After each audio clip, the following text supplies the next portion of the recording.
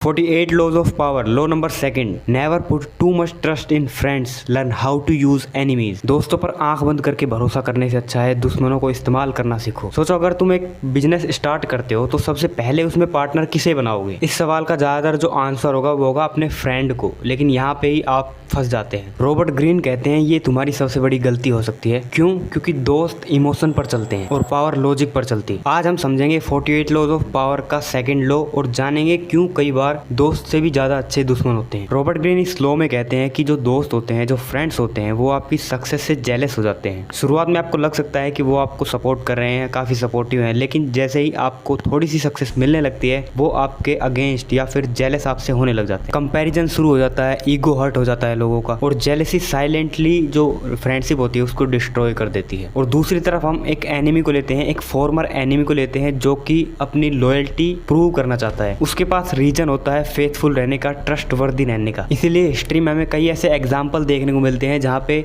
दुश्मनों को ही काफी अच्छी पोजीशन पे रिक्रूट किया जाता है, क्योंकि इससे वो उन पर नजर भी रख सकते थे और साथ में उनकी लॉयल्टी भी प्रूव हो सकती थी। तो एक एग्जाम्पल के साथ इसको समझते हैं अब्राहम लिंकन का। जब अब्राहम लिंकन अमेरिका के प्रेसिडेंट बने तो उन्होंने कैबिनेट में उन लोगों को भी जगह दी जो उनके अगेंस्ट में खड़े हुए थे। ये वो लोग थे जो उनके पॉलिटिकल एनिमीज थे। लोगों का मानना था कि ये एक बहुत ही डेंजरस डिसीजन है, लेकिन लिंकन ने यहाँ पे एक बात बोली कि मुझे यस सर बोलने वाले लोग नहीं चाहिए, मुझे सच बोलने वाले लोग चाहिए। और इसका रिजल्ट ये रहा कि आगे चल के उनके ओपोनेंट ने ही बाद में अमेरिका की सबसे स्ट्रॉन्गेस्ट गवर्नमेंट बनने में उनकी हेल्प की। अब्राहम लिंकन ने अपने ईगो को साइड में रख के टैलेंट को इंपॉर्टेंस पहले दी, और यही वजह थी कि आज भी हम उनकी बात कर रहे हैं। और रियल लाइफ एग्जाम्पल हम कुछ ऐसे ले सकते हैं। मान लो तुम्हारे दो दोस्त हैं और कॉलेज में तुम्हारे दो दोस्त हैं। पहला दोस्त तुम्हारी हर बात पे तारीफ करता है और हर हाँ में हाँ मिलाता है, और दूसरा दोस्त तुम्हारी हर गलती को पॉइंट आउट करता है और तुम्हें क्रिटिसाइज करता है। पहला दोस्त तुम्हें कंफर्टेबल फील कराता है, लेकिन वहीं पे दूसरा जो दोस्त है वो तुम्हें अनकंफर्टेबल फील करवाता है। एक साल बाद अगर हम देखें तो कौन सा फ्रेंड तुम्हें ज्यादा इंप्रूव करेगा? हर क्रिटिसाइज करने वाला एक एनिमी नहीं होता,